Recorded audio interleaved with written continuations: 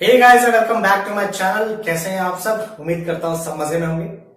जैसे कि आप सब जानते हैं, महाराष्ट्र स्टेट बोर्ड के लिए हम लोग क्विक रिवीजन सीरीज बना रहे हैं। इस क्विक रिवीजन सीरीज में आज का हमारा टॉपिक है सेमीकंडक्टर। जैसा कि आपको डिस्प्ले हो रहा है, सेमीकंडक्टर स्टेट बोर्ड का आखिरी चैप्टर होता है।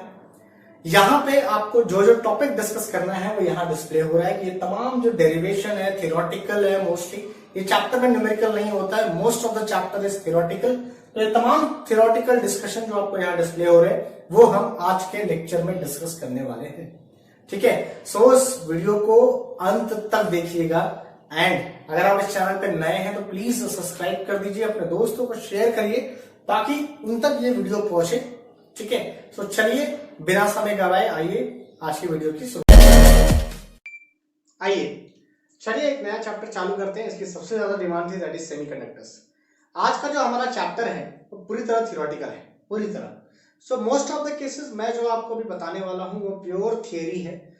बहुत ही सिंपल लैंग्वेज में बताऊंगा, लेकिन मेरे इस वीडियो को सुनने के बाद आपको तुरंत किताब उठाकर ये सारी थियरी पढ़नी पड़ेगी ताकि आप इसमें बहुत ज्यादा थरो हो जाए और एग्जाम के लिए आपके आंसर्स पूरी तरह रेडी हो जाए।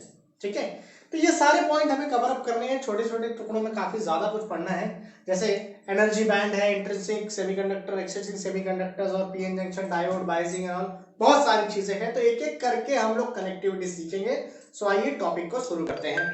ठीक है, सो कहानी आज कुछ ऐसी हम लोग डील करने वाले हैं बॉस, कि आज जो हम लोग डिस्कशन करने वाले हैं वो आज हमारा पहला पार्ट जिसकी हम लोग चर्चा करने वाले हैं वो है एनर्जी बैंड। अब ये एनर्जी बैंड क्या कहलाता है बच्चा, देखेंगे। तो आपने कहा है किसी भी मटेरियल को तीन पार्ट में डिवाइड कर दिया जाता है। दैट इज, आप किसी भी सब्सटेंस को तीन हिस्सों में हम लोग डिवाइड करते हैं, तीन पार्ट में हम लोग मानते हैं कि भाई इसमें से कुछ जो होंगे वो कंडक्टर होंगे, कुछ जो होंगे वो सेमी कंडक्टर हो सकते हैं और कुछ जो होंगे वो इंसुलेटर होंगे। ठीक है, आपने थियरी लिखते वक्त ये पढ़ा होगा कि मेटल्स और कंडक्टर्स, नॉन मेटल्स जो है मोस्टली इंसुलेटर्स होते हैं और जो मेटलॉइड्स होते हैं वो सेमीकंडक्टर्स में गिने जाते हैं। है ना क्लियर? अब यार ये तो एक थियोरेटिकल प्रवचन हो गया, बट एनर्जी बैंड के हिसाब से कंडक्टर, इंसुलेटर और सेमीकंडक्टर कैसे जज किया जाता है?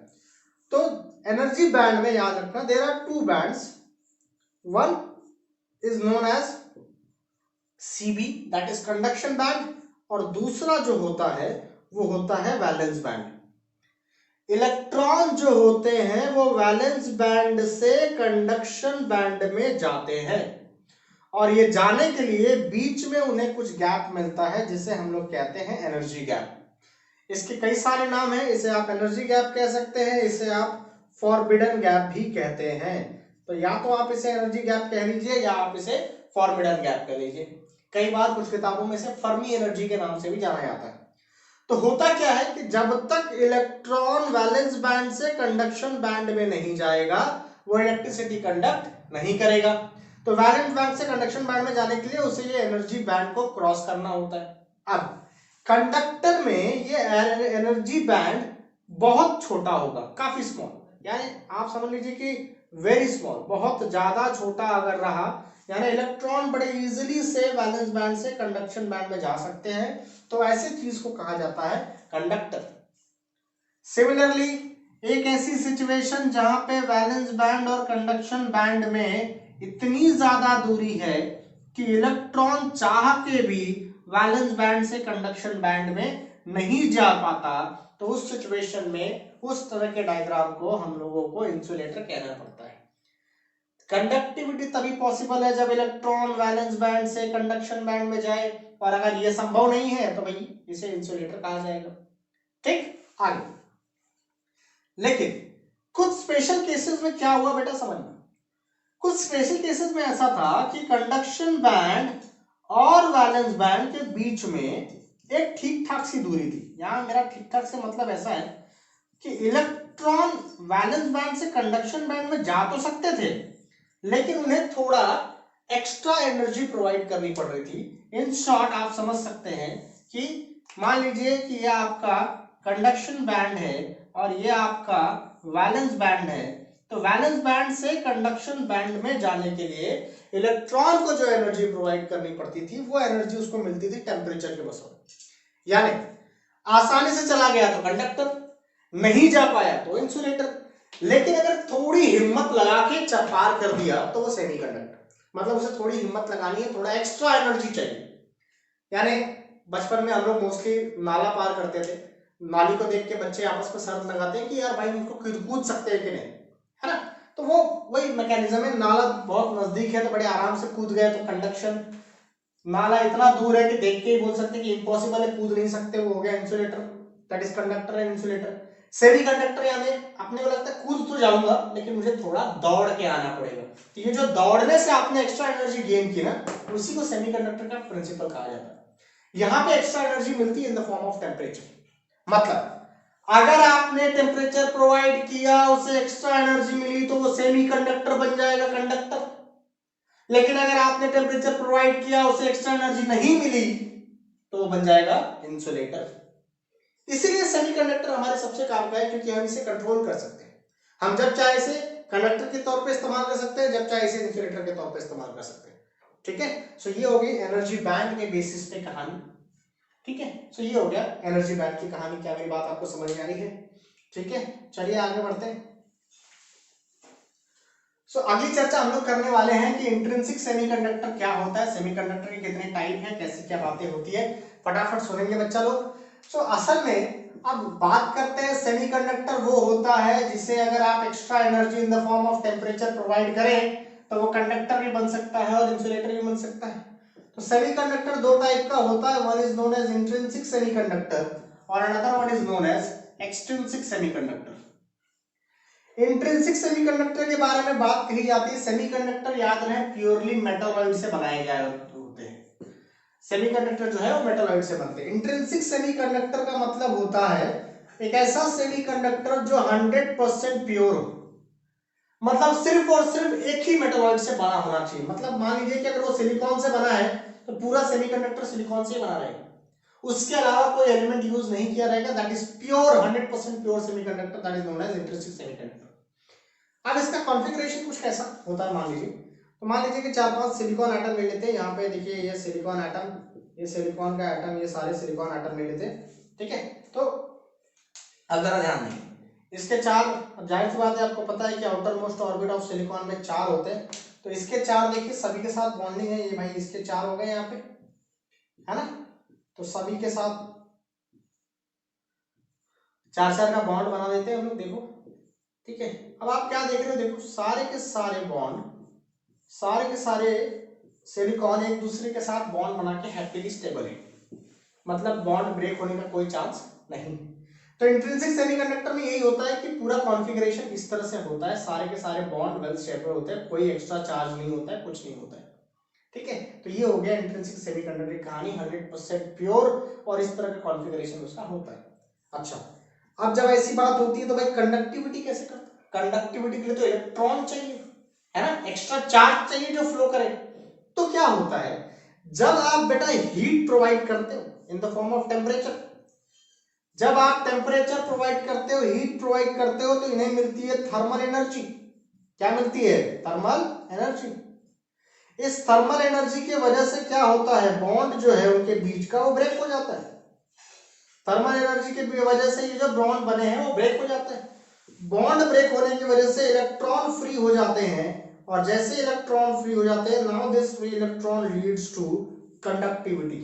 Now this free electron leads to conductivity. ये आपको ध्यान रखना पड़ेगा, टेम्परेचर से थर्मल एनर्जी मिली, उससे बॉन्ड ब्रेक हुआ, और बॉन्ड ब्रेक होने की वजह से फ्री इलेक्ट्रॉन निकले, और वो फ्री इलेक्ट्रॉन से कंडक्टिविटी हुई। तो इस तरह से इंट्रिंसिक सेमीकंडक्टर में कंडक्टिविटी कराई जाती है, वो 100% प्योर होते हैं, made up of only one element. Clear? बात करते हैं एक्सट्रिंसिक सेमीकंडक्टर के बारे में। ठीक है, तो आप एक्सट्रिंसिक सेमीकंडक्टर की चर्चा हम लोग करते हैं, ध्यान दीजिएगा। एक्सट्रिंसिक सेमीकंडक्टर जो है वो, इसको रब कर लेता हूं, ठीक है ना। एक्सट्रिंसिक सेमीकंडक्टर जो है, जैसा कि हमने कहा कि ये 100% प्योर है, तो जाहिर सी बात है वो थोड़ा इम्प्योर रहेगा। तो अब यहाँ की कहानी समझेंगे, that is extrinsic semiconductor. Extrinsic semiconductor जो है, इसे हम लोग इम्प्योर सेमीकंडक्टर कहते हैं। क्या कहते हैं, इम्प्योर सेमीकंडक्टर। इम्प्योर सेमीकंडक्टर इसलिए कहा जाता है बेटा क्योंकि हम यहाँ पे कुछ इम्प्योरिटी ऐड करते हैं। इम्प्योरिटी को हम लोग, जो प्रोसेस होता है जिससे हम इम्प्योरिटी ऐड करते हैं उसे हम लोग कहे जाते हैं डोपिंग, और इम्प्योरिटी, जो इम्प्योरिटी है उसे ऐड करते हैं उसे हम लोग कहते हैं डोपेंट। ठीक है, so the process of adding the impurity is known as doping, और जो इम्प्योरिटी ऐड करते हैं उसे हम लोग कहते हैं डोपेंट। यानी जो इम्प्योरिटी है वो there are of two types, one is known as trivalent, मतलब एक ऐसा एलिमेंट ऐड करोगे जिसकी फ्रीक्वेंसी जिसकी वैलेंसी 3 हो, और दूसरा होगा पेंटावैलेंट, यानी एक ऐसा एलिमेंट ऐड करोगे जिसकी फ्रीक्वेंसी जिसकी वैलेंसी 5 हो। ठीक है, तो ट्राइवैलेंट या पेंटावैलेंट ऐसे डोपेंट आप ऐड करते हैं। डोपेंट का मतलब क्या, इम्प्योरिटी, ऐसी इम्प्योरिटी आप ऐड करते हैं तो ये जो इंट्रिंसिक सेमीकंडक्टर है वो इम्प्योर सेमीकंडक्टर होता है। ट्राइवैलेंट और पेंटावैलेंट की वजह से ये जो एक्सट्रिंसिक सेमीकंडक्टर होता है ये दो टाइप में हो जाता है, one is known as P type semiconductor और one is known as N type semiconductor. मैं आप लोगों से रिक्वेस्ट करूंगा, पी का मतलब पॉजिटिव टाइप नहीं है, हम मानते हैं ऐसा, लेकिन ऐसा कहीं लिखा नहीं है कि पी का मतलब पॉजिटिव। ठीक है, it is P type and N type. ठीक है, it's not positive type and negative type. ठीक है, सो पी टाइप सेमीकंडक्टर तब बनेगा जब आप सेमीकंडक्टर में ट्राइवैलेंट इंप्योरिटी ऐड करोगे। कौन सी इंप्योरिटी, अगर ट्राइवैलेंट इंप्योरिटी ऐड करते हो तो पी टाइप सेमीकंडक्टर बनेगा, और अगर पेंटा, पेंटा यानी 5, तो पेंटावैलेंट इंप्योरिटी अगर आप ऐड करते हैं, अगर पेंटावैलेंट इंप्योरिटी ऐड करते हैं तो आपको एन टाइप सेमीकंडक्टर मिलेगा। स्ट्रक्चर की बात कर लेते हैं, तो अगर ट्राइवैलेंट ऐड करते हो तो देखो, जैसे ट्राइवैलेंट की अगर आपने कहानी ऐड कर दी, सपोज मान लीजिए एक एक्स नाम का एलिमेंट है जिसमें ट्राइवैलेंट इंप्योरिटीज है और हर तरफ उसके पास सिलिकॉन ही सिलिकॉन है। कॉन्फ़िगरेशन देखना कैसे जाने वाला है। ठीक है, चारों सिलिकॉन हर तरफ से बने हुए हैं और आपने एक ऐसा ऐड कर दिया जिसके पास 3 ही इलेक्ट्रॉन है, दैट इज ट्राइवैलेंट। तो आप देखो यार बॉन्ड कैसा बन रहा है, तो ये इसके साथ यहाँ पे बॉन्ड बन गया, यहाँ पे बॉन्ड बन गया, यहाँ पे बॉन्ड बन गया, ये तो सेटल हो गए सारे। लेकिन यहाँ पे एक खाली, यहाँ पे तो इसका एक इलेक्ट्रॉन है और इसके लिए जो एक्स्ट्रा पड़ा हुआ है वो क्या है, होल। इसे क्या कहा जाता है, होल कहा जाता है। तो ये जो एक्स्ट्रा बना हुआ होल है, यानी पी टाइप में जो मेजॉरिटी कैरियर होता है, मेजॉरिटी कैरियर मतलब मेजॉरिटी जो अवेलेबल होता है, दैट इज मेजॉरिटी चार्ज जो पी टाइप में अवेलेबल होता है वो होता है होल, इसलिए हम उसे पॉजिटिव पी टाइप कहते हैं। तो ये बात आपको समझ में आनी चाहिए। सिमिलरली एन टाइप का स्ट्रक्चर कैसा होगा बेटा, एन टाइप के स्ट्रक्चर में मान लीजिए 4 सिलिकॉन यहाँ पे रखे हुए हैं और एक Y नाम का एलिमेंट है जिसके पास 5 इलेक्ट्रॉन है, तो कैसा होगा देखो, एक उसका इलेक्ट्रॉन, 2 इलेक्ट्रॉन, 3 इलेक्ट्रॉन, 4 इलेक्ट्रॉन और एक यहाँ पे घूम रहा है 5 इलेक्ट्रॉन। ठीक है, तो इसका 1 इलेक्ट्रॉन, ये 2 इलेक्ट्रॉन, ये 3 इलेक्ट्रॉन, 4 इलेक्ट्रॉन, ये तो सारे बॉन्ड में सेटल्ड हो गए, लेकिन उसके अलावा आपको एक्स्ट्रा क्या मिला, एक्स्ट्रा इलेक्ट्रॉन मिला। यानी इसमें जो मेजॉरिटी चार्ज कैरियर है, तो मेजॉरिटी चार्ज कैरियर क्या है, इसमें मेजॉरिटी चार्ज कैरियर इलेक्ट्रॉन है, इसलिए this is P type and N type. तो एक्सट्रिंसिक सेमीकंडक्टर इंप्योर सेमीकंडक्टर होते हैं, इंप्योरिटी ऐड करने के प्रोसेस को डोपिंग कहा जाता है, और जो इंप्योरिटी होते हैं उसे डोपेंट कहा जाता है। दो टाइप की इंप्योरिटी होती है, trivalent and pentavalent. Trivalent add करोगे तो पी टाइप बनेगा, पेंटावैलेंट ऐड करोगे तो एन टाइप बनेगा। पेंटावैलेंट में यानी एन टाइप में आपको एक्स्ट्रा इलेक्ट्रॉन्स दिखाई देते हैं और यहाँ पे होल्स अवेलेबल रह जाते हैं। क्या मेरी बात क्लियर है? तो ये हो गया आपका एक्सट्रिंसिक सेमीकंडक्टर और आपने पी टाइप और एन टाइप सेमीकंडक्टर बना लिया। यहां तक पिक्चर क्लियर है? पक्का? आगे बढ़ते हैं। अब हम बात करने वाले बेटा पीएन जंक्शन की, मतलब अब पी टाइप सेमीकंडक्टर और एन टाइप सेमीकंडक्टर को एक साथ लेके आए तो क्या होगा। अगली चर्चा हम लोग करने वाले हैं जिसका नाम है पीएन जंक्शन। क्या हुआ जब दो लोग करीब आए? देखो जनाब, ऐसा हुआ कि भाई ये है आपका पी टाइप सेमीकंडक्टर और ये है आपका एन टाइप सेमीकंडक्टर। जब हम दोनों को करीब लेकर आए तो सिचुएशन कुछ ऐसा हुआ कि इसके पास होल थे और इसके पास थे इलेक्ट्रॉन। ठीक है, अब क्या हुआ, होल और इलेक्ट्रॉन आपस में बॉन्ड बनाए और बॉन्ड बना के वहीं पे सेटल्ड हो गए। और जब वो वहीं पे सेटल्ड हो गए तो यहां पे आपके लिए क्या बन गया, यहां पे एक बाउंड्री दीवार सी खड़ी हो गई जिसका नाम लिया गया डिप्लीशन लेयर। मतलब ये दीवार बन गई इस चार्ज और इन चार्ज के बीच में। तो अब ये चार्ज बन गया पॉजिटिव और ये चार्ज बन गए नेगेटिव और बीच में पड़ गए इनके बीच में दीवार, जिसे हम लोग कई बार पोटेंशियल बैरियर भी कहते हैं। ठीक है, अंग्रेजी शब्द है जनाब, पोटेंशियल बैरियर कहा जाता है। कुछ किताबों में इस शब्द का भी प्रयोग किया गया होगा। पोटेंशियल बैरियर, डिप्लीशन लेयर कब होता है, जब पी टाइप और एन टाइप सेमीकंडक्टर को आप करीब लेते हो तो यहाँ पे इलेक्ट्रॉन इस होल्स के साथ पेयर बनाते हैं और वहीं पे रह जाते हैं, तो ये बन जाता है पोटेंशियल बैरियर। जिसकी वजह से कहानी ये होती है कि ये पी का ये वाला चार्ज इस चार्ज से मिल नहीं पाता है और यहाँ पे एक पॉजिटिव पोटेंशियल बन जाता है और यहाँ पे एक नेगेटिव पोटेंशियल बन जाता है। Now this two P N together is known as diode. अब ये पीएन जंक्शन डायोड के तौर पे काम करते हैं। ठीक है, अब डायोड के तौर पे मतलब हमारे लिए एक नया डिवाइस बन गया ये पीएन जंक्शन। कैसे बना, P type semiconductor N type semiconductor को साथ लाए तो ऐसा कुछ स्ट्रक्चर फॉर्म हो गया। पिक्चर आगे देखते हैं। अब आगे हमने क्या किया, पीएन जंक्शन तो बन गया, ठीक है, कैसे बन गया, डिप्लीशन लेयर, ये भी हमने जाना कि भाई बीच में उनके बीच में डिप्लीशन लेयर फॉर्म हो गया जिसे हम पोटेंशियल बैरियर भी कहते हैं। अब हमने इनको क्या किया, अब हमने इनकी बाइसिंग की। आपको पता है बाइसिंग का मतलब क्या होता है, बाइसिंग का मतलब होता है इसे कनेक्ट कर देना, किसमें, सर्किट में, बैटरी वैटरी के साथ कनेक्ट कर देना, वो होता है बाइसिंग। तो हमने क्या किया, दो टाइप की बाइसिंग होती है, ध्यान देना, दो टाइप की बाइसिंग होती है।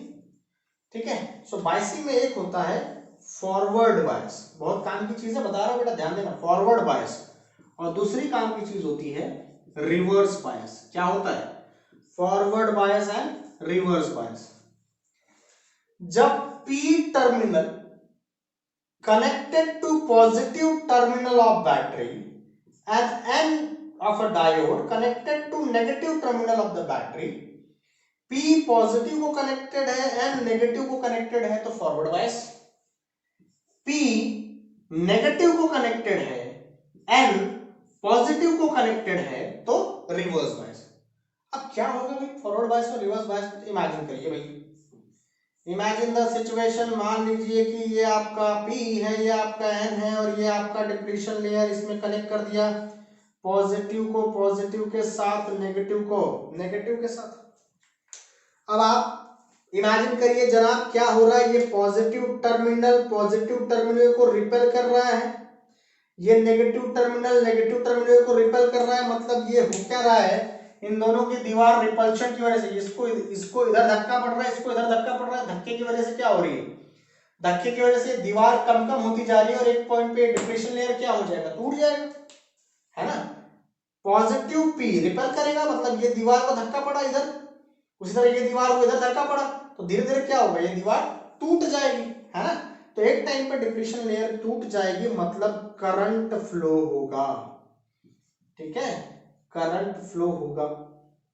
यानी फॉरवर्ड बायस जब P terminal connected to positive, N terminal connected to negative, तो करंट फ्लो होता है, उसे हम लोग फॉरवर्ड बायस कहते हैं। रिवर्स बायस में क्या होगा, रिवर्स बायस में कहानी देखो बेटा, यहां समझाया था, जगह दिख रही है मेरे को। रिवर्स बायस में क्या होता है, देखो आप अगेन फिर से टर्मिनल बना लेते हैं, this is P type, this is N type, और ये आपका depletion layer, P connected to negative और N कनेक्टेड टू पॉजिटिव। अब होगा क्या बेटा, देखो now we are discussing reverse bias. अब होगा क्या इसमें, देखो तो ये वाला वॉल पॉजिटिव नेगेटिव एक दूसरे को अट्रैक्ट करेगा और ये एक दूसरे को अट्रैक्ट करेगा, तो यहां पर डिप्लीशन लेयर क्या हो रहा है, बढ़ रहा है। मतलब यहां पे जो डिप्लीशन लेयर है वो इंक्रीज होगा, डिप्लीशन लेयर इंक्रीज होगा, मतलब करंट यानी I की वैल्यू क्या होनी चाहिए, ऑफिशियली क्या होनी चाहिए, 0। मतलब ये कि रिवर्स बायस में करंट फ्लो नहीं होगा लेकिन फॉरवर्ड बायस में करंट फ्लो होगा, ये कहानी है। तो बायसिंग के बारे में आप सीख चुके हैं कि बायसिंग किया तो P connected to positive, N connected to negative, forward bias, P connected to negative, N connected to positive, sorry हाँ रिवर्स बायस, ठीक है। तो ये कहानी है। डिप्लीशन लेयर टूट जाता है फॉरवर्ड बायस में, इसलिए करंट फ्लो होता है। यहाँ पे डिप्लीशन लेयर बढ़ जाता है, टूटता नहीं, तो इसलिए करंट जीरो होता है थियोरेटिकली। बट क्या ऑब्जर्व किया गया बेटा, समझ में ऑब्जर्व ये किया गया कि जैसे जैसे आपने करंट, क्या होगा, जैसे जैसे हमारा ये वैल्यू बढ़ता गया तो हमने क्या देखा, करंट की वैल्यू आनी चाहिए जीरो। लेकिन हुआ यूं कि जैसे अब जैसे मान लीजिए कि ट्रैफिक जाम है, जब ट्रैफिक जाम होता है तो एक आधा एक ऐसा ड्राइवर होता है जो कहीं ना कहीं फुटपाथ से यहाँ वहां से रास्ता ढूंढ निकालता है, ठीक है। एक आधा ड्राइवर होता है जिसके मन में होता है आज कुछ तूफानी करते हैं, और वो फिर आड़ा टेढ़ा रास्ता निकाल ही लेता है। वही कहानी यहाँ पे है, एक इलेक्ट्रॉन में मस्ती आई है और वो कहीं ना कहीं एक इलेक्ट्रॉन घूम फिर के अपना रास्ता निकाल ही लेगा। मतलब there is a small amount of leakage current flow होता है रिवर्स बायस में भी, जो कि होना नहीं चाहिए। रूल कहता है रिवर्स बायस में डिप्लीशन लेयर बढ़ गया है तो करंट फ्लो नहीं होना चाहिए, बट एक आधा इलेक्ट्रॉन ऐसा रास्ता निकाल लेता है जिससे लीकेज करंट फ्लो होता है, ठीक है। तो रिवर्स बायस में भी करंट फ्लो होता है, लेकिन बहुत कम लीकेज करंट के तौर पे। फॉरवर्ड बायस में डिप्लीशन लेयर टूट जाने के बाद भयंकर अमाउंट ऑफ करंट फ्लो होता है। Is it clear? तो इसे कहा जाता है बायसिंग ऑफ पीएन जंक्शन। क्या मेरी बात क्लियर है पक्की तरह से? ठीक है। सो ये हमारी कहानी हो रही है, ये सारी चीजें हमने जिसकी बायसिंग वगैरह क्या कहते हैं। नाउ द नेक्स्ट टॉपिक, अगली बात, अगली चर्चा पीएन जंक्शन डायोड के एप्लीकेशन पे, ठीक है। So let's move on to the next part, that is next part of the theory जिसकी हम चर्चा करने वाले हैं, दैट इज रेक्टिफायर। ये रेक्टिफायर क्या होता है बेटा, देख कंसेप्ट बता रहा हूं, किताब में जाके एक बार पढ़ना जरूर। अब रेक्टिफायर क्या होता है, तो दुनिया एसी की जरूर है, लेकिन आज हमारी जिंदगी डीसी पे कट रही है। डायरेक्ट करेक्ट, एसी चाहिए, एसी को डीसी में कन्वर्ट करने के लिए जो डिवाइस है उसे रेक्टिफायर कहते हैं। असल में प्योर डीसी नहीं होता है, वो होता है फ्लक्चुएटिंग डीसी। मतलब एसी जो करंट होता है वो ऐसा होता है, ये एसी करंट हो गया, और DC should be like this, Sidhi line, ये डीसी हो गया। लेकिन ये जो डीसी बनाता है ये ऐसा नहीं बनाता, ये जो डीसी बनाएगा वो कुछ तो भी ऐसा बनाएगा, हल्की फ्लक्चुएशन उसमें रहने वाली है। तो सिर्फ एसी को फ्लक्चुएटिंग डीसी में कन्वर्ट करने का जो डिवाइस है उसे कहा जाता है रेक्टिफायर। एम आई करेक्ट? चलिए, सो रेक्टिफायर बनता कैसे, काम कैसे करता है, क्या कहानी है, सारी चीजें हम सब सीखेंगे। तो रेक्टिफायर में मान लीजिए कि ये भाई आपका ट्रांसफार्मर आ गया, डायग्राम किताब में देख लेना भाई, मैं सिर्फ वही चीज बना रहा हूं जो जरूरी है, ठीक है। अब हो क्या रहा है, यहाँ पे आपने लगा दिया लोड रेजिस्टेंस RL, और आप यहीं से आउटपुट नापने वाले हो। ये आपका आउटपुट का टर्मिनल हो गया, और यहां से आपने दिया था इनपुट का टर्मिनल, ठीक है। ये आपका पूरे का पूरा कहानी हो गया, ट्रांसफार्मर के थ्रू जा रहा है। अब किया क्या, तो यहाँ पे रेक्टिफायर मतलब दो टाइप के रेक्टिफायर्स होते हैं। रेक्टिफायर और ऑफ टू टाइप्स, एक होता है half wave rectifier, half wave, और दूसरा होता है फुल वेव रेक्टिफायर। बहुत आसान कंसेप्ट है। हाफ वेव रेक्टिफायर में एक पीएन जंक्शन डायोड इस्तेमाल किया जाता है। पीएन जंक्शन डायोड बेटा ऐसे बनाया जाता है, ये हो गया PN junction diode, scenario PN junction diode का ये टर्मिनल हो गया पीएन जंक्शन डायोड का, ठीक है। सो मान लेते हैं this is positive terminal, this is negative terminal. अब ध्यान देना, तो ये हम लोग चर्चा करने वाले हैं अभी हाफ वेव रेक्टिफायर की। हाफ वेव रेक्टिफायर सीन क्या होने वाला है देखो जरा, यहाँ पे सीन को समझना जो मैं समझा रहा हूँ बेटा, ठीक है। यहाँ पे हम लोग सीन को समझेंगे सब लोग। चले, सो ये हो गया आपका, ये वेव आ गया है ना, ये आपका इनपुट की कहानी, ठीक है। चलिए आउटपुट की कहानी देख लेते हैं जनाब, कैसे आने वाला है, ठीक है। आउटपुट कैसा आने वाला है देखो। आउटपुट में अब आपको पता है कि जैसे कि फ्लक्चुएट होगा, पहले पॉजिटिव रहेगा तो ये टर्मिनल पॉजिटिव है, ये टर्मिनल नेगेटिव है। ध्यान देना बेटा, सबका कंसंट्रेशन यहाँ चाहिए, ये टर्मिनल पॉजिटिव, ये terminal negative. So positive connected to P and negative connected to N, sorry negative connected to N। इसका मतलब कौन सा bias, forward bias. Positive connected to P, negative connected to N मतलब forward bias, मतलब current flow होगा। इसका मतलब ये जो वेव जो बनी है वो एज इट इज पास हो जाएगी लाइक दिस, क्योंकि फॉरवर्ड बायस में तो करंट फ्लो होता है, ठीक है। आधे साइकिल बाद क्या हो जाएगा, ये रिवर्स हो जाएगा, मतलब जो पहले पॉजिटिव ये था अब ये हो जाएगा नेगेटिव और ये हो जाएगा पॉजिटिव। ये नेगेटिव ये पॉजिटिव, तो आप देखो negative connected to P N positive N connected to positive, मतलब ये रिवर्स बायस हो गया। रिवर्स बायस में ये करंट पास नहीं होगा, तो ये जो पास होना चाहिए था वो नहीं होगा। फिर बाद में आधी साइकिल बाद फिर ये चेंज हो जाएगा और ये फिर से पॉजिटिव है, फिर से नेगेटिव, फिर ये फॉरवर्ड बायस हो जाएगा। तो फॉरवर्ड बायस क्योंकि P connected to positive N connected to negative, तो ये वाला करंट पास हो जाएगा। और फिर आपको पता है फिर आधे साइकिल बाद ये ऐसा होगा तो ये करंट पास नहीं होगा। तो यहाँ पे आप देख सकते हैं केवल हाफ वेव अलाउड हुआ है, हाफ वेव अलाउड नहीं हुआ, तो इसलिए इसको हम कहते हैं हाफ वेव रेक्टिफायर। समझ में आ गया? हाफ वेव रेक्टिफायर में क्या होता है, एक बार फॉरवर्ड बायस होता है, एक बार रिवर्स बायस होता है, तो इसलिए एक वेव वाला आधी वेव अलाउड हो जाती है, आधी नहीं होती है, फिर आधी अलाउड हो जाती है, आधी नहीं होती है। बात समझ में आ गई? ठीक है, ये हो गया हाफ वेव रेक्टिफायर। तो हाफ वेव रेक्टिफायर का काम खत्म हो गया। ठीक है, now let's move on to the full wave rectifier. Full wave rectifier मतलब पूरी की पूरी वेव का हम लोग इस्तेमाल करेंगे, करना कुछ नहीं, ज्यादा खर्चा नहीं है। एक डायोड पहले यूज कर रहे थे, अब दो डायोड यूज करेंगे। ठीक है, अब दो पीएन जंक्शन डायोड यूज करेंगे। अब कैसे होने वाला है देखो। ठीक है, ये तो हमने हाफ वेव की कहानी आपके सामने रख दी, अब यहीं पे रख देते हैं, ये अब हटा देते हैं। ठीक है, अब इनके स्ट्रक्चर को हटा देते हैं। अब हम लोग बात करते हैं फुल वेव रेक्टिफायर की। फुल वेव रेक्टिफायर कैसे बिहेव करता है बेटा देखो। अब क्या होगा, ये P ये पहले पॉजिटिव टर्मिनल ले लेते हैं, ये नेगेटिव ले लेते हैं, तो ये हो जाएगा कि आप देख सकते हैं कि ये वाला जंक्शन जो है, ये वाला positive connected to positive, negative connected to negative, मतलब ये वाला जो पीएन जंक्शन है ये फॉरवर्ड बायस है और ये रिवर्स बायस है। तो ये क्या करेगा, ये वाला वेव अलाउ कर देगा, तो ये ऐसा हो गया। फिर जैसे ही आपने चार्ज इंटरचेंज किया, ये नेगेटिव हो गया, ये पॉजिटिव हो गया, तो ये वाला जो हो गया वो रिवर्स बायस हो जाएगा और ये वाला जो हो गया फॉरवर्ड बायस हो जाएगा। एक रिवर्स हुआ, दूसरा तो फॉरवर्ड हुआ ना, तो ये जो वेव है ये अलाउ कर देगा, मतलब दूसरी वेव ये अलाउ करेगा, लेकिन ऐसे अलाउ नहीं करेगा, वो ऐसे अलाउ करेगा, क्योंकि ये उसके लिए पॉजिटिव टर्मिनल है, तो पॉजिटिव वेव बना के अलाउ करेगा। समझ में आया? फिर जैसे ये साइन फिर चेंज हो जाएगी, ये पॉजिटिव हो जाएगा, ये नेगेटिव हो जाएगा, तो फिर से ये वाला फॉरवर्ड बायस हो जाएगा, ये वाला हो जाएगा फॉरवर्ड बायस और ये वाला हो जाएगा रिवर्स बायस, तो फिर ये वाली वेव ऊपर ही अलाउड हो जाएगी like this. And similarly the scenario goes on, ये पॉजिटिव ये नेगेटिव, फिर से एक फॉरवर्ड बायस अलाउ हो जाएगा, तो इस तरह से वेव बनेंगे। इसे हम लोग कहते हैं फुल वेव रेक्टिफायर। तो रेक्टिफायर एक ऐसा डिवाइस है जो एसी को फ्लक्चुएटिंग डीसी में कन्वर्ट करता है पीएन जंक्शन डायोड की मदद से। अगले कंसेप्ट की ओर बढ़ते हैं जिसका नाम है फोटोडायोड। तो जनाब फोटोडायोड और लाइट एमिटिंग डायोड, ये दो टाइप के डायोड हैं, इसके बारे में हम लोग पढ़ने वाले। देखो क्या होता है फोटोडायोड और लाइट एमिटिंग डायोड। तो सबसे पहली बात तो फोटोडायोड जो है, फोटोडायोड में लाइट का इस्तेमाल किया जाता है इलेक्ट्रिक एनर्जी बनाने के लिए। ठीक है, यहां पे लाइट जो है उसका इस्तेमाल किया जाएगा करंट या इलेक्ट्रिक एनर्जी बनाने के लिए, और यहां पे मैकेनिज्म उल्टा है, इलेक्ट्रिसिटी की मदद से, यानी यहां पे लाइट बनाई जाती है इलेक्ट्रिकल एनर्जी की मदद से एक तरीके से।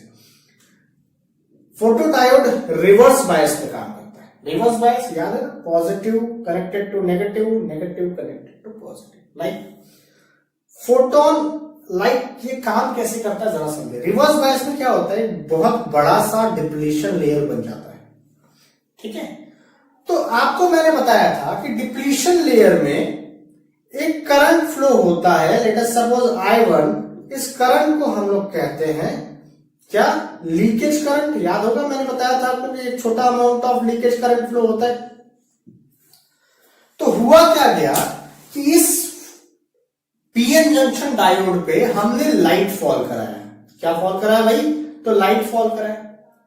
लाइट फॉल कराने की वजह से क्या हो गया, वो जो लाइट था उसमें जो एनर्जी थी, क्या एनर्जी थी, फोटोन की एनर्जी, उसमें जो फोटोन है लाइट में जो एनर्जी थी, उस एनर्जी की वजह से यहां पे जो एटम न्यूट्रल हो चुके थे, मतलब पॉजिटिव नेगेटिव रिकंबाइन होके जो न्यूट्रल बन चुके थे, वो क्या हो गया, वो ब्रेक होने लगे, मतलब उनके बॉन्ड ब्रेक होने लगे।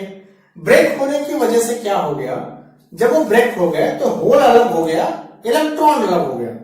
तो होल्स अपने होल्स में चले गए, इलेक्ट्रॉन्स अपने इलेक्ट्रॉन में चले गए। इसका मतलब ये हो गया कि पहले के मुकाबले चार्ज बढ़ गया, और पहले के मुकाबले चार्ज बढ़ गया मतलब ये मैं कह सकता हूं कि पहले के मुकाबले करंट जो है वो इंक्रीज हो गया। तो जैसे जैसे करंट बढ़ता, जैसे जैसे भाई जैसे लाइट आपने फॉल करा तुरंत करंट बढ़ गया, बहुत बड़ी अमाउंट में नहीं बढ़ा, माइक्रो करंट, स्मॉल अमाउंट में करंट इंक्रीज हुआ, माइक्रो करंट इंक्रीज हो गया। मतलब मान लीजिए कि पहले अगर वो 20 माइक्रो करंट था, माइक्रो एम्पियर था, तो वो अभी 25 माइक्रो एम्पियर हो चुका है, बस इतना। तो ये चीज होती है कि लाइट ने फॉल कराया तो ये जो लीकेज करंट था ये स्मॉल अमाउंट से बढ़ गया, खत्म कहानी। लेकिन इसका इस्तेमाल कैसे किया गया? तो इस्तेमाल किया गया, मान लीजिए कि ये है हमारी फोटो डायोड की सर्किट और यहां से लाइट फॉल हो रही है फोटो डायोड के सर्किट पे। यहां से जो लाइट है, लेट अस सपोज कि ये एक टर्मिनल है यहाँ पे और यहाँ पे, तो यहां से करंट, यहां से लाइट कंटिन्यूसली पास हो जा रही है, लाइट कंटिन्यूसली पास हो जा रही है। अब क्या हो गया कि मैंने क्या किया, लाइट को रोक दिया, अड़का दिया। जैसे मैंने लाइट को रोक दिया, क्या हो गया, लाइट को रोक दिया तो यहाँ पे चार्ज कैरियर बनना बंद हो गया। मतलब अब जो करंट 25 एम्पियर था वो क्या हो गया, फिर से 20 एम्पियर हो गया, क्योंकि अब कोई एक्स्ट्रा चार्ज नहीं आ रहा है। लाइट जो मैंने रोका था फिर से हटा दिया तो फिर से क्या होगा, 20 एम्पियर फिर 25 एम्पियर हो गया, फिर रोक दिया फिर 20 हो गया, फिर रोक दिया फिर 25 हो गया। तो इस तरह से सर्कल चलता रहा। तो इस चीज का इस्तेमाल काउंटर के लिए किया गया, यानी काउंटिंग के लिए किया गया। अब आपने देखा होगा बैंक में नोट काउंट करने की मशीन होती है, वो लगभग इसी सर्किट पे काम करती है। वहां लाइट नहीं होता, वो थोड़े अलग डिवाइस पे, पैटर्न एक जैसे। क्या होता है, एक कंटिन्यूसली लाइट वहां पे पड़ रही होती है। जब पहली नोट पार करती है तो सर्किट एक बार ब्रेक होता है, यानी 25 का 20 हो जाता है, यानी वो काउंट कर लेता है 1। फिर दूसरी नोट पास करती है, फिर वही हरकत काउंट कर लेता है 1। तीसरी नोट पार करती है, फिर ये चीज होती है, काउंट कर लेता है 1। तो ऐसे सारी चीजें काउंटिंग रिपीट होती है। तो ये जो फोटो डायोड है ये काउंटिंग के लिए एज ए काउंटर काम आता है। लॉजिक फिर से वही है, रिवर्स बायस में आप इलेक्ट्रिक एनर्जी प्रोवाइड करेंगे, उसकी वजह से क्या होता है, ये सारी सिचुएशन होती है। लेकिन ये सब कुछ होने के लिए, इलेक्ट्रॉन को ब्रेक होने के लिए जो सेमीकंडक्टर आप यूज करेंगे उसका एनर्जी गैप फोटोन की एनर्जी से ज्यादा होना चाहिए, कम होना चाहिए, सॉरी, यानी आपके लाइट की एनर्जी गैप से ज्यादा होनी चाहिए। लाइट की एनर्जी गैप से ज्यादा होगी तो ही ये सारी प्रक्रिया होगी, वरना पॉसिबल नहीं है। होगा क्या, लाइट आएगी भाई, एक्स्ट्रा चार्ज बनेंगे, एक्स्ट्रा चार्ज की वजह से एक्स्ट्रा करंट आ जाएगा। तो जब जितने देर तक लाइट रहेगी उतने देर तक एक्स्ट्रा करंट रहेगा। जैसे लाइट चली गई, करंट हट गया। ठीक है, ये हो गया फोटो डायोड।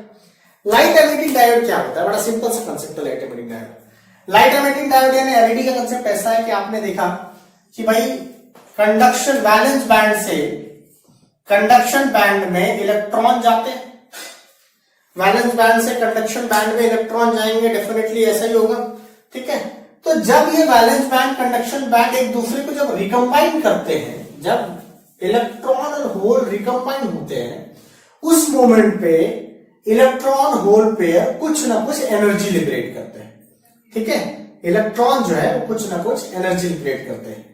अगर इलेक्ट्रॉन की एनर्जी जो उसने लिबरेट की, कितना लिबरेट की, h-, अगर उसने जो एनर्जी रिलीज की है वो एनर्जी गैप के इक्वल है, जो एनर्जी रिलीज की है वो एनर्जी गैप के इक्वल हो जाएगी, उस मोमेंट पे आप लोगों को कुछ ना कुछ लाइट दिखाई देगा। बट द फैक्ट इज कि एनर्जी गैप जो है वो 1.8 इलेक्ट्रॉन वोल्ट से बड़ा होना चाहिए।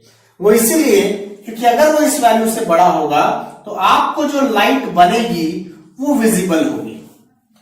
वरना अगर आपका जो एनर्जी गैप है, यानी आपने जो मटेरियल यूज किया है उसका जो एनर्जी गैप है वो इस वैल्यू से कम है, तो लाइट तो बन रही है लेकिन वो आपको दिखाई नहीं देगी। हो सकता है वो इंफ्रारेड बने। जैसे कि आप पढ़े होंगे सिलिकॉन या जर्मेनियम, सिलिकॉन का एनर्जी बैंड होता है, एनर्जी गैप होता है 0.7 इलेक्ट्रॉन वोल्ट, जर्मेनियम का एनर्जी बैंड होता है 0.3 इलेक्ट्रॉन वोल्ट। तो 0.7, 0.3 ये 1.8 से बहुत छोटे हैं। तो रिकॉम्बिनेशन सिलिकॉन में भी होगा, रिकॉम्बिनेशन जर्मेनियम में भी होगा, वहां भी एनर्जी रिलीज होगी, लेकिन वो एनर्जी से जो लाइट बनेगी वो आपको दिखाई नहीं देगी, क्योंकि आपको दिखाई देने के लिए एनर्जी गैप कम से कम 1.8 इलेक्ट्रॉन वोल्ट से ज्यादा होना चाहिए। है ना क्लियर? तो ये कंसेप्ट है। जैसे सिलिकॉन जर्मेनियम ना यूज करके ये सब, जब गैलियम आर्सेनिक का ये सब के जब हम लोग सेमीकंडक्टर्स बनाते हैं तो हमें red colour, yellow colour, green colour ऐसी लाइटें बनती है। ऐसे क्लियर? तो ये आपका फोटो डायोड और लाइट एमिटिंग डायोड है।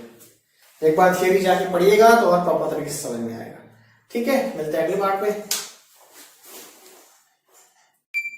चलिए सो अगली कहानी शुरू करते हैं जिसका नाम जीना डायोड। यार जीनो डायोड में बहुत ज्यादा एक्स्ट्रा ऑर्डिनरी नहीं है। यहाँ पे आपको अगर रिवर्स बायस समझ में आता है तो वो वैसे ही ऑपरेट होता है, ज्यादा कुछ नहीं। जीना डायोड जो है वो ब्रेकडाउन वोल्टेज पे काम करता है। अभी ब्रेकडाउन वोल्टेज क्या होता है, जैसे मैंने बताया कि रिवर्स बायस में ये चीजें रिवर्स बायस में, अच्छा जीना डायोड फॉरवर्ड बायस में जैसा नॉर्मल डायोड काम करता है ना वैसे ही काम करता है। फॉरवर्ड बायस में कोई चेंजेस नहीं, जैसा नॉर्मल काम करता है वैसे ही काम करता है। इसका मेजर रोल प्ले होता है रिवर्स बायस में। तो रिवर्स बायस में कैसा काम करता है? रिवर्स बायस में हमें पता है कि करंट फ्लो होना नहीं चाहिए, क्योंकि positive terminal connected to negative terminal, negative connected to positive, तो करंट फ्लो होना नहीं चाहिए। लेकिन एक small amount of current flow होगा जिसे हम लोग लीकेज करंट कहते हैं। सॉरी, इस लीकेज करंट की वजह से, जैसे मैंने कहा कि एक इलेक्ट्रॉन ने रास्ता निकाला जाने का, तो उसको देख के बाकी इलेक्ट्रॉन में भी एनर्जी आ गई and they have tried the same path. एक आदमी ने ट्रैफिक रूल ब्रेक किया तो बाकियों को ऐसा लगता है हम भी ब्रेक कर सकते हैं, तो they try the same path और बाकी लोग भी वही ट्राई करते हैं। तो एक लीकेज करंट से धीरे धीरे क्या हो गया, धीरे धीरे सडनली वो उस वोल्टेज तक चीजें पहुंच गई कि अचानक करंट जो है, मतलब जो उनका डिप्लीशन लेयर है वो ब्रेक हो जाता है और जो करंट है वो सडनली इंक्रीज हो जाता है, जिसे हम लोग कहते हैं, उस सिचुएशन को हम लोग कहते हैं ब्रेकडाउन वोल्टेज। एक ऐसा वोल्टेज जिसमें करंट सडनली इंक्रीज हो जाए, मतलब पहले लो लो लो रहे फिर अचानक हाई हो जाए, उस वोल्टेज को कहा जाता है ब्रेकडाउन वोल्टेज। ये ब्रेकडाउन वोल्टेज जो है बेटा वो डोपिंग पे डिपेंडेंट होता है। डोपिंग मतलब इंप्योरिटी ऐड करने पे। ब्रेकडाउन वोल्टेज आप 0 से लेकर 200 वोल्ट तक बना सकते हो, जितना आपको चाहिए उतना आप बना सकते हो। तो जीना डायोड में आप कितना वोल्टेज रेगुलेट करना चाहते हैं, यहां सिस्टम ऐसा होता है कि करंट बढ़ता है स्मॉल अमाउंट में, लेकिन वोल्टेज जो है वो कांस्टेंट रहता है। करंट छोटे अमाउंट में भले बढ़ जाए, देखो यहाँ पे करंट छोटे अमाउंट में भले बढ़ जाए लेकिन वोल्टेज जो है वो कांस्टेंट रहता है।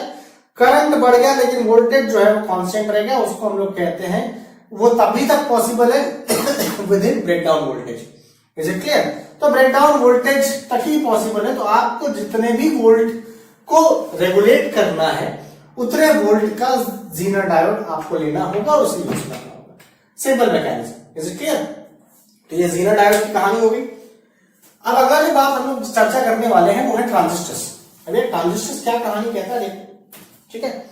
ट्रांजिस्टर्स के बारे में ज्यादा डिटेलिंग नहीं, बहुत ज्यादा डिस्टर्ब होने की जरूरत नहीं है। ट्रांजिस्टर से थोड़ा तकलीफ देता है, बहुत सारी चीजें इसकी सर्किट की आपको बाउंसर मारती है।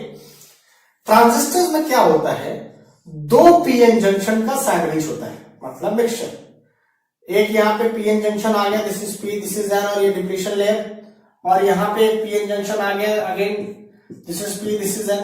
जब आप इन दोनों को जोड़ेंगे, 2 पीएन जंक्शन का कॉम्बिनेशन करेंगे तो कुछ ऐसा बनेगा, इसकी डिप्लीशन लेयर, इसकी डिप्लीशन लेयर, ये हो गए पी कॉमन ले लेते हैं तो पीएनपी, ये हो गया सेमीकंडक्टर, ये आपका ट्रांजिस्टर्स हो गया। Sandwich of 2 PN junction is transistors.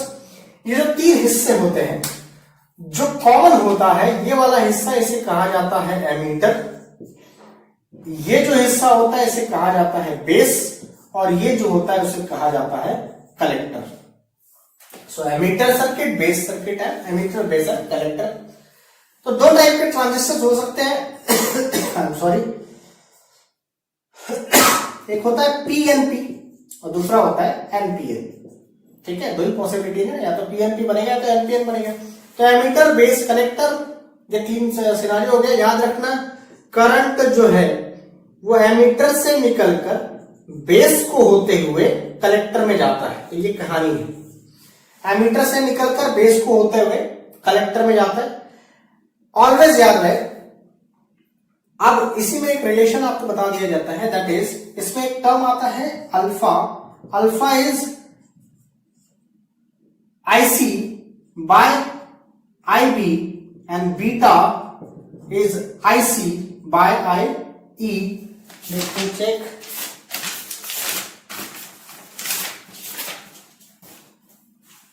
है ना करेक्ट? नहीं, थोड़ा उल्टा हो गया। This is I E and this is I B, ये छोटा सा एरर है, सॉरी। तो alpha is a current gain, ये भी करंट गेन है, तो ये दो रिलेशन है। इसको आगे आपकी किताबों में सॉल्व किया गया है। कैसे? तो पूरे इक्वेशन को क्या करिए, आईसी से डिवाइड कर दीजिए, तो ये हो जाएगा I by I C is equals to, ये हो जाएगा I B by I C plus ये हो जाएगा 1। तो आप देख सकते हैं कि यहाँ पे ये वाला वैल्यू हो जाएगा 1 बाय बीटा, ये वाला वैल्यू हो जाएगा 1 by alpha. So 1 by alpha is equals to 1 by beta plus 1। चाहो तो इसमें अल्फा निकाल सकते हो। कैसे अल्फा निकलने वाला है? तो ये हो गया 1 by alpha is equals to 1 plus beta upon beta, therefore alpha is equals to beta upon 1 plus beta. Similarly आप चाहे तो अल्फा निकाल सकते हो। तो अल्फा बीटा के बीच में इस तरह रिलेशन प्रॉब्लम्स आते हैं 2 मार्क के लिए। तो ट्रांजिस्टर्स क्या है? ट्रांजिस्टर्स में 2 पीएन जंक्शन का मिक्सचर है, जिसमें ये 3 कंपोनेंट बनते हैं, एमिटर, बेस और कलेक्टर। एमिटर से करंट निकलता है, बेस को होते हुए कलेक्टर में जाता है। मतलब मान लीजिए कि यहां से अगर 100% करंट निकला तो 5% यहां रह जाता है, 95% यहां जाता है। Is it clear? कुछ और बातें जो आपको पता होनी चाहिए, बहुत डेप्थ में है ये टॉपिक, उतना डेप्थ में आपको जाना नहीं है। एमिटर और बेस जो होता है, याद रहे एमिटर और बेस जो है वो ऑलवेज फॉरवर्ड बायस रहेगा, और बेस और कलेक्टर जो होता है वो हमेशा रिवर्स बायस रखना पड़ता है। तो ये भी पॉइंट आप लिख सकते हैं कि एमिटर बेस फॉरवर्ड बायस होता है और बेस और कलेक्टर जो है वो रिवर्स बायस होता है। क्या मेरी बात क्लियर है? तो ये कुछ बातें ट्रांजिस्टर्स को लेके आप कर सकते हैं। ट्रांजिस्टर्स में कुछ है इनपुट कैरेक्टरिस्टिक्स, आउटपुट कैरेक्टरिस्टिक्स, ये ठीक फॉरवर्ड बायस और रिवर्स बायस के जैसा ही है, तो आप वहां से उसे पढ़ सकते हैं। Is it clear? ये है ट्रांजिस्टर्स।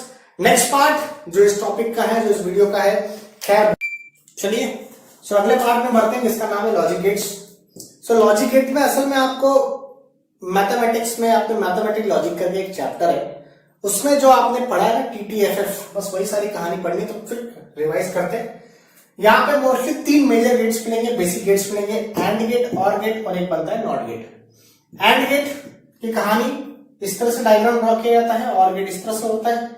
एंड गेट जैसे आपने लिखा था TTFF, वैसे 0 0 1 1 0 1 0 1, दोनों ट्रू रहा तो ट्रू, बाकी सब फॉल्स। मैंने ऐसे प्रिपेयर किया कि भाई दोनों ट्रू रहा तो ट्रू, बाकी सारे फॉल्स। एंड गेट में दोनों ट्रू रहा तो ट्रू, बाकी सारे फॉल्स।